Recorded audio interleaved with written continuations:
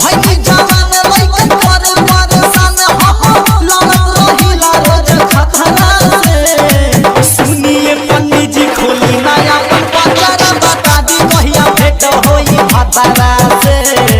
सुनिए पंडित जी खोली नया पचरा बता दी कहिया भेंट होई भतरा से।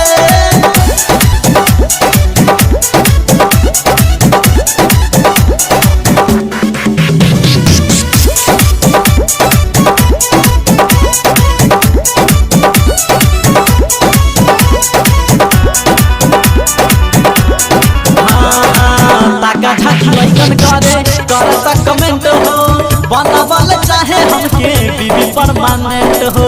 बात सुनी सुनी हम जहानी ला जाई अपना जवानिया के कैसे बचाई अपना जवानिया के कैसे बचाई हो। ताका ठाकी लइकन करे करता कमेंट हो बनावल चाहे हमके बीबी परमानेंट हो।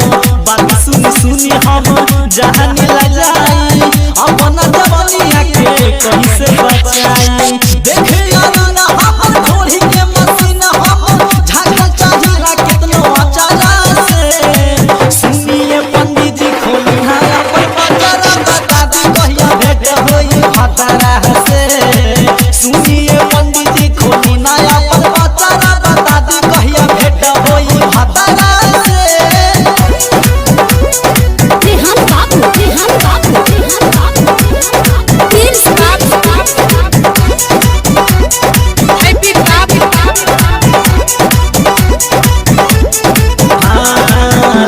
दीवाना से हम बड़ परेशान हो कैसे लुटा दी अपन जोगावल सामान हो।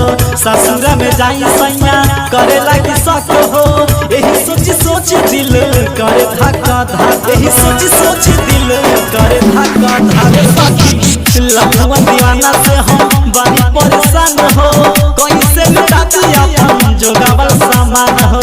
ससुर में जाई सैया करे लागी शक हो यही सोच सोच दिल करे धक्का धक हो।